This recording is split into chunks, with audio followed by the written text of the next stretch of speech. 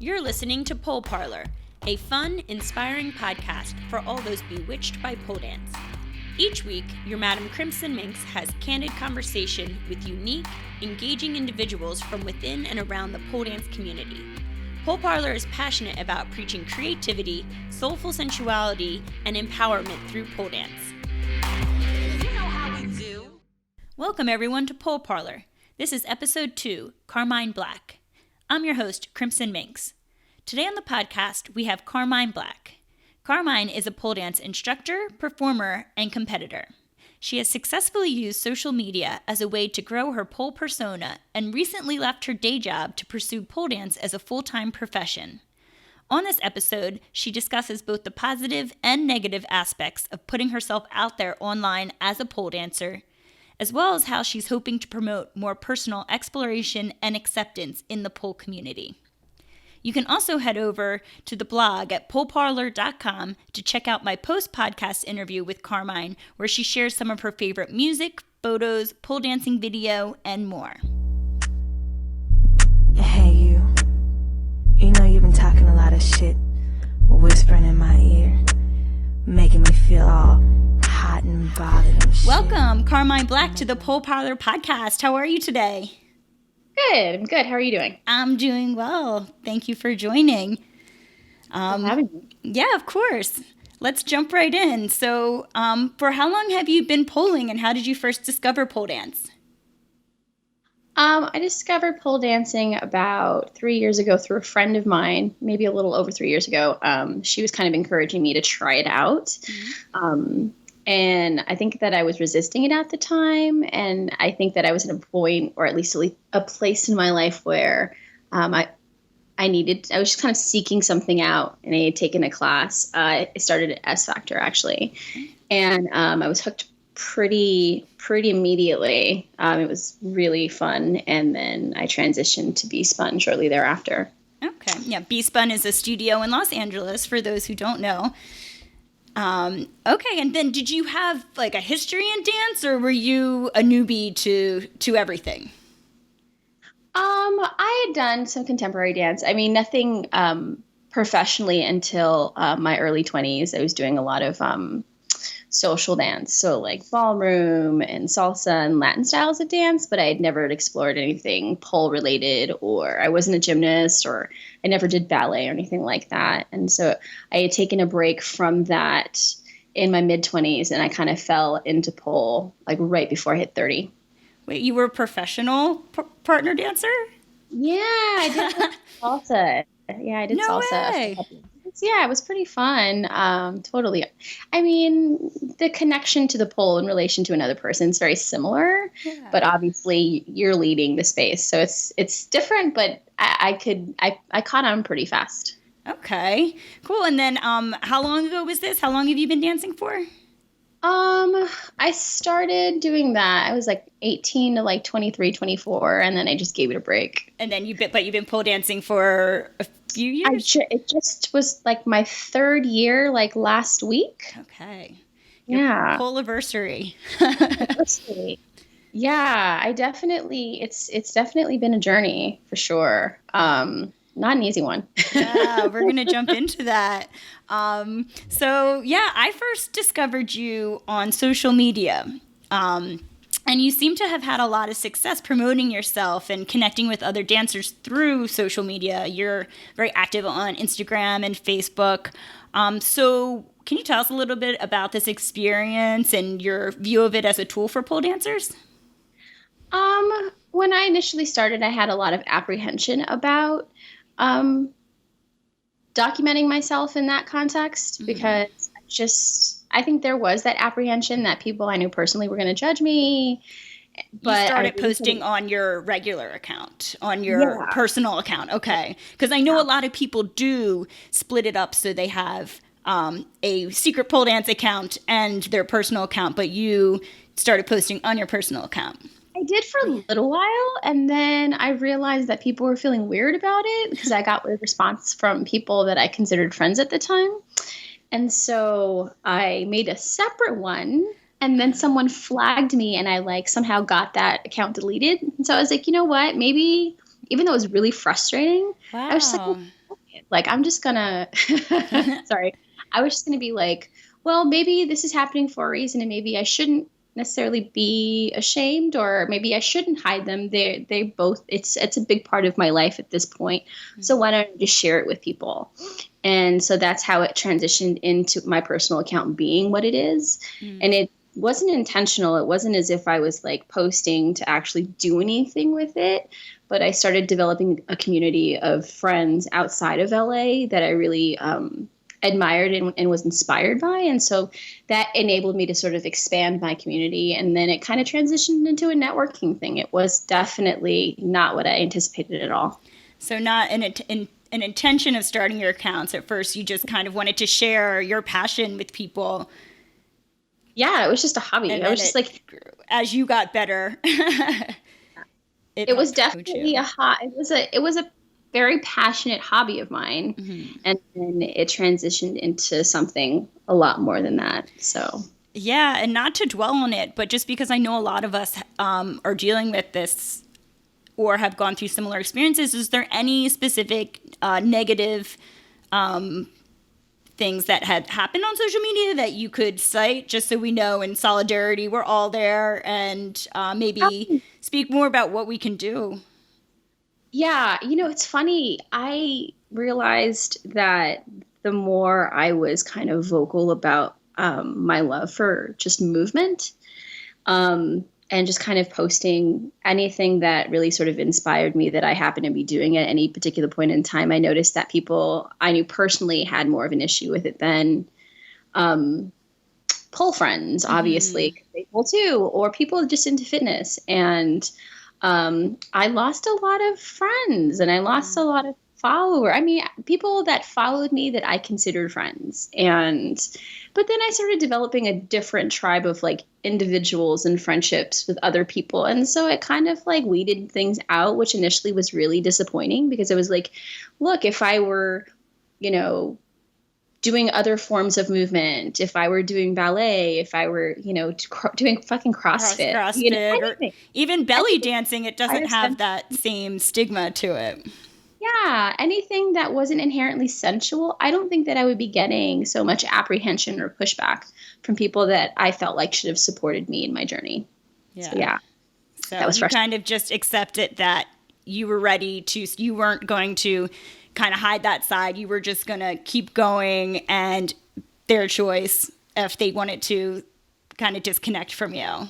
Yeah, I feel like I think that doing pole in a lot of ways has empowered me to be unapologetic, not only about my movement, but about who I am as a person. And I feel like the people in my life that have come into my life up until this point and have supported me just reinforce that. And so if there are people who, don't appreciate that or feel uncomfortable about it, then that's kind of on them. And if they don't want to be my friends, then whatever. I'll make new ones. Yes, I love that. Yeah, that's so true. I know a lot of us are just at a crossroads with that. Like, do we, we're so committed to pole. Do we want to put ourselves out there? And it is, I guess, a decision you make. But I do really love that idea of how pole does empower you to kind of own yourself anyway. So, different decisions for different people, but that's very cool to hear your personal experience. Because I feel like some people don't maybe feel this, but I feel like I can identify a lot with feeling very vulnerable, just putting my shit out there. Mm-hmm. It's like, I think it takes a lot to not only, express myself in a context that people might feel uncomfortable with, but it's me. It's all just me. And it's very vulnerable to do it. And I think anybody doing it takes a lot of courage too. And so when I feel like people don't want to support that, then, if you're not on my team, whatever, because I feel like, especially over the last year, I've developed so many awesome relationships with people that just inspire me to want to keep moving through it. And like, there are times when I will watch something and I'm like, oh, that's really provocative. Should I post that? But I'm like, but look at how I danced. Shit, why not? You know what I mean? Like, I just kind of, it's just me. So yeah. Okay, so switching from the negative to the positive, I know you said you've had a lot of positive experiences with social media, including connecting with your tribe of other pole dancers around the world that you wouldn't have necessarily met in your local community. But another thing that you had done recently was hashtag Sexy Pole Challenge. And so that was something that I actually worked with you on, along with Ashley from Becker LA, which is a pole wear brand. So can you tell us a little bit about that and what your intention was with that? I was training one of the studios recently, and I was working with a pole dancer by the name of Margarita Evans. And she's very athletic. And she kind of asked me to maybe consider doing something like that. And I was like, no. But she was like, oh, you're so sexy. And she's really sexy when she wants to be. She's awesome. Nice. But she was like, oh, man, you should do it. And like, I'd totally do it. And like, it'd be great. And I was like, oh, man, but I just couldn't like commit to like forcing people to do like a sexy thing a day for 30 days. It would just be nuts. Or create like some weird sequence of like choreography. Cause I'm not like the choreography. I'm not really heavy into choreography. I love to free dance and kind of find your sexy. And so I sat on it for like a month or two before I brought it to you. And I was kind of like, how the heck am I going to do this? And I think that's kind of how we started figuring out like how to break it up into weeks and kind of give people the opportunity to explore like their own version of sexy without putting the parameters of doing tricks. And we used like the space in and of itself and the pole and the wall and the floor to kind of be the parameter in which they could explore their sexy. And that's kind of how I fell into it. It took me a while though. I was chewing on that for a minute. Yeah, I loved when you had, when we had talked about it, I loved that idea because I see a lot of the challenges online, but yes, exactly. I don't pole every day personally, so it's not something I understand. People like stack it up on one day and post over time, but also there's just some tricks I can't do, or I'm just not motivated by the challenge of getting a trick. But I was really intrigued by your idea of like letting people find their own sexy, and it was accessible to all levels. There were so many. I actually recommend people going on Instagram, checking out the hashtag Sexy Pole Challenge. There were people of all levels participating, and it was super rad. How empowering a lot of people said they were feeling from the challenge. Yeah, and I felt a lot of women that were really inspired by it, but didn't necessarily like want to share on Instagram. So I got like tons of video too. They're just like, hey, don't share this with anybody, but I want you to know that I'm sexy too. I love that.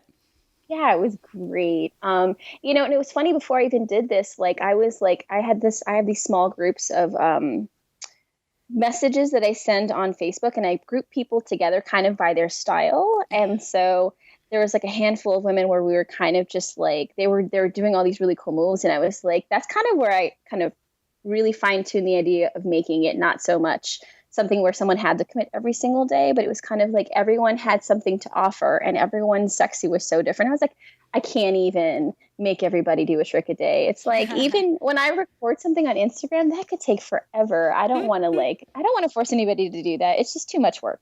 I'd rather it feel authentic. Yeah. And so that's kind of where it came from. And the other challenges exist. There's nothing wrong with them. I want to, they're awesome. Make ourselves clear. But I had never thought about doing a challenge that was really open-ended like that. And I really enjoyed being a part of it. And it's kind of derivative of or similar of the Bringing Sexy Back challenge. Definitely. And I think that like that was another thing that inspired me, Anne-Marie Davies, who hosts the Bringing Sexy Back challenge. She does that, I believe, in June or July of every year. It's a really big thing. It's through United Pole Artists. If anyone's interested, go on UPA.com, I believe, or United Pole Artist, and get on their mailing list, and they'll. And everybody, I mean, women from all, and just males, I mean, everyone from all over the world, like they contribute, they post pictures and they do stuff on Instagram and they have videos, and it's like a whole month of sexy. And I thought that was really great, but I would like to figure out ways to sort of expand on that. And that's kind of another reason why I did the Sexy Challenge. Yeah, definitely. And I know that is something where you can actually upload full routines to the website. So it's different, but it's definitely along those lines of wanting to challenge people outside of strict guidelines. So Yeah, and I also thought too, there's so many awesome challenges, and I feel like they incorporate that are very trick based, and that also accentuate different sides of pole. I mean, there's so many genres of pole that you can explore. There's contemporary, there's lyrical, there's exotic, and there's just straight up just sexy stripper style. Like there's all different kinds. I mean, you can do anything in relation to dance and pole. And I feel like there's a lot of that. And I feel like sexy, as for exploring sexy in relation to pole, is really starting to kind of like generate more momentum and acceptance. And so I feel like stuff like this just kind of reinforces that it's okay to be sexy. yeah. Well, and I love when I see dancers who I know are very more on like the athletic trick side, when they just incorporate just a little of sexiness into their passes, into their videos. It looks amazing. So it's not just limited to stripper style pullers at all. It's an accessible emotion to add into any style of dance. So and definitely saw that in the videos people submitted. Yeah, and I think that and again, everyone's version of sex. I mean, there are people who are shyer with their sexy. There are people who are just full on ratchet with their sexy. And there's everything in between. And I like giving people the space to know that there's not one specific way to do that. And like whichever way that they want to explore that, as long as it's authentic, it's fine. Yeah. Hence the open-ended requirements. Exactly. Well, yeah, again, sexy pole challenge. You can search the hashtag. Okay, moving on from social media, or continuing from social media, I guess, depends how you look at it. But I guess because of you've been able to grow yourself through pole dance, you actually recently left your job and are pursuing being a dancer full time. So can you speak to that a little bit and let us know what's your goals with moving on as a professional dancer? Well, it's funny because it was like a dream of mine, but it wasn't like a full intention.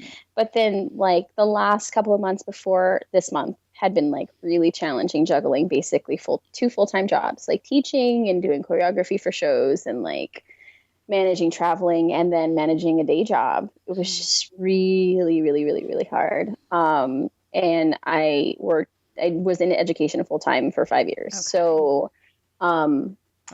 The transition from being in education where you're working with kids full time and then transitioning where you're working with people and their bodies in a very different context, it was just kind of like too much of a shift for me. And so I just kind of had to take a leap of faith and do that. And so it's been, February has been exciting. So it's only been a couple of weeks, so you're still kind of feeling things out. Oh, I'm freaking out. Well, it will be interesting to follow you to see what direction you take and see how it goes. I know I've spoken with a lot of people who it's a similar dream of theirs, so I commend you, give you a lot of credit. Thanks. And yeah, I mean, my goal is I love to teach. I love performing. I think that's my second passion, but definitely teaching is kind of first and foremost like a thing for me. Education in general. And so, yeah, right now I'm just kind of exploring like traveling with it, traveling and performing and traveling and teaching. And I've got like tons of workshops booked. And it's funny because,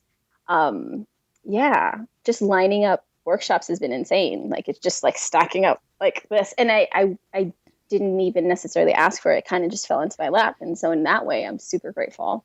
Wow. I've been really lucky. Yeah. And we can follow you on your social media accounts to see when I guess you post all of those if we're interested. Yeah. Okay. Instagram is Carmine, Carmine Black, Black, dance, dance. Yay. No yay at the end of that, but yay for me. Yes, yay for you. That's awesome. Okay. And so you're kind of just feeling it out right now, workshops, teaching classes. Yeah. And that's the thing. I'm also just like because I've kind of removed the space of teaching or working with kids during the day. It's kind of filled up the space for actually me to sort of explore different creative things with myself in regards to training, in regards to putting together choreography. I'm also working with Jenny Genover with Liquid Motion. She's based out of Body and Pole in New York. And she has a certification that's happening right now that she does consistently throughout the year, and that just got up and running. And they focus on like dance theory and fitness and conditioning, and they integrate it into this sensual style of movement. And so been like talking with her and Shay Jones about sort of really trying to get that together and maybe try to be a part of that, because I love Liquid Motion. It's great. And I love floor work and flow, and it just kind of fits with where I'm kind of growing in my movement. Okay, so if I get this right, Liquid Motion is a kind of a program, a dance program that you can become certified in, and you've become certified in it so you can teach classes in that style around the world. Okay, cool. I'm going to put that link into the show notes if anyone wants to check that out, because it sounds really cool. Yeah, Jenny's amazing. Jenny was absolutely awesome. She's just so inspiring, and she's just really like just an amazing teacher. Yeah. And just her understanding of body mechanics and flow and sensuality. She's beautiful. Yeah. Yeah, to check it out. It's definitely just interesting to see how, all the different things that are emerging in pole as a business, how people are making it a living. So I'm always interested in those other type of things that you wouldn't think about, like certification programs and dance styles. So wouldn't have even thought that was a thing. So very interesting to learn about. Yeah, I feel like, I think there are so many different sides to sort of making it work. Yeah. In as far as like trying to be sort of a creative in a space that is pole. I mean, there are all different ways to sort of teach and market yourself and make it work for you. And because I like education so much, it kind of just fits with where I'm moving. Cool. So yeah. Great. And I think that that's a good way to transition into the second part of the interview, which are the standard questions that I ask everyone. So question number 1 is, who is your pole crush? I have a lot of pole crushes. It's okay. You're allowed to have more than one. Oh man. Alethea Austin.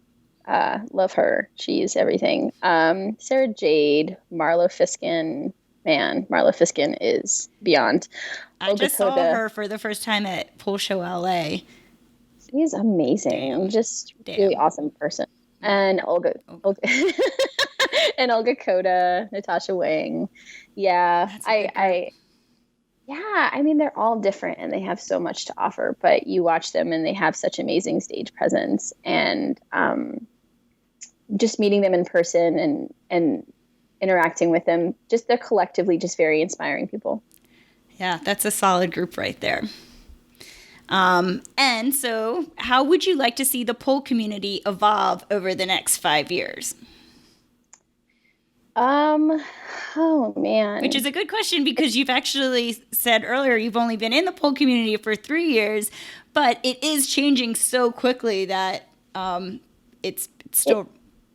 It's a baby. The pole community, just the pole... It hasn't been around long. I mean, I'm fresh I'm fresh with it, but I think that I really would like to see it sort of evolve and kind of create a better sense of community in regards to sort of accepting everybody. I mean, I know there's a lot of tension or apprehension between people who consider pole fitness, separate from people who sort of explore more exotic, more sexy styles, or even strippers. And there's strippers feeling apprehensive and feeling excluded from the pole community because of that. And I don't like to see that. I would definitely like to see more acceptance of that. I also would like to see more acceptance of just like body sensitivity and body issues, and like people just kind of like appreciating every kind of body, no matter like what that body looks like, and encouraging like all people to pole. Like that would be amazing if people could do that. Yeah. That shit bothers me. I know a lot of people. I try to talk my friends into taking classes, and they'll be like, "Oh, well, I can't, just dance in a sports bra," or "Oh, I'm too weak for that," or I don't like to. I'm uncomfortable being sexy," and I just say, "Well, that's if that's something you want to change, or if that's something that you want to accept, either way, it's a perfect avenue to do so, to all of a sudden, your body doesn't have to change. You just accept it more and appreciate it for what it is. So it's not about, I think, not to go off on a tangent, but, one thing I love about pole, one of the many things that is different from a lot of other activities, say something like CrossFit, is that you do CrossFit to change your body. I want to lose weight. I want to gain muscle and this or that. And one thing I found about pole is even though your body will change, it's a very challenging fitness activity, but at the same time, it teaches you to not want to change your body as much if, done in the right environment. For a lot of people have this experience that they've just learned to feel more comfortable in their own skin. So definitely. And I feel like pole really empowered me to want to do that. And also just kind of, because I feel like people outside of the community feel that apprehension, exactly the stuff that you were saying. But I also feel like there is this kind of ideal of what bodies in pole should look like. You know what I mean? And it's like, I think that I've seen all different kinds of bodies do like spectacular things on poles and off the pole, and it's inspiring. And so it's like, why not reinforce that it's okay to explore it? And I also think too, like a lot of people come to pole for different reasons. And I think it's not just an inherently physical experience. I also think that it's an emotional experience for a lot of people, and it really enables people to just sort of grow and evolve as individuals. And so, if we could do that as a community and appreciate each other, that would be awesome. Yeah, I think that's a fantastic answer to that question. I think I have one more thing. Yeah. I have one more. Go, girl. I would like to see, and I've noticed this might be completely stupid to say, but this is something in regards to sort of exploring my own pole journey, just appreciation off the pole. And what I mean by that is like the dance of it, that like it's not just one thing to sort of dance on the pole. It's like sort of exploring your movement off of the pole, exploring it on the floor, and just sort of exploring your movement in any kind of way that you want to do it, whether it's athletic or sexy or whatever, or contemporary. But like the dance is just as important, and I feel like they're slowly becoming an appreciation for that with stuff like liquid motion, with stuff like you see Olga Koda and other dancers exploring more floor work, and it's kind of bringing that more to the forefront. And so I would like to see more of that in the pole community. Oh, that would be amazing. Shit is hard, man. I don't think that was stupid at all. I thought that was extremely insightful. It drives me crazy. You know how many times people are just kind of like, floor work, that stuff's easy. I'm like, no, it's not. Never took Carmine's class. Never taken my goddamn class. That shit is hard. Awesome. Okay, so before we wrap it up, first thing, how can we find you on social media? You already said your Instagram, so I think we covered that, but just in case anyone missed it, search Carmine Black on Instagram or Facebook. Are you on YouTube or anything else? Carmine Black Dance is my Carmine Black Instagram Dance. handle. You can actually type me up on Facebook too. I'm pretty easy to find. Okay. Maybe, I'm not sure. I might have done some weird private settings on my Facebook. I'm not 100% sure. I'm actually in process of building a website. Oh, cool. And I've gotten hit up by like all these crazy photographers and these videographers that want to shoot a bunch of content with me. So in like the next 3 to 5 months, I'm going to be putting a lot of content up. So hopefully I'll have my website up and running by the middle of March. And then, but definitely for sure for now, look me up on Instagram. Okay, great. I can't wait to see it. And Hey, me then, too. yeah. And then finally, can you leave us with an empowering anecdote or lyric or quote or just something to sign off with? Basically, just kind of, I'm so corny with this kind of stuff. But, I think that it really is a journey. And, every day just showing up and trying your best. That's all you can really do. And like, if you really keep at it, like I feel like you can accomplish anything. And I feel like pole has really reinforced that in me. And I think that if you're listening to this, just keep going, keep trying, even when you don't want to, just show up. Just the fact that you showed up you know, it means something. So yeah, that's it. Yeah. And don't listen to those online haters. Oh, bitches be hating hard. It's so hard. It just means you're doing something interesting and cool. Yeah, definitely. You know, if someone's hating, it's because it's all them. It has nothing to do with you. You're doing something right. Yeah. Awesome. Well, thank you so much for being on the show. It's so great talking with you. Me. Okay. You're welcome. Bye. Bye. Thank you for listening to the Pole Parlour podcast. Want more? Visit poleparlour.com for show notes and to link to the Facebook group where you can connect with other poloholics and continue the conversation. Listen to past episodes and subscribe to new episodes on the website, YouTube, iTunes, Stitcher, or SoundCloud. Lots of love, babes. Thanks for listening.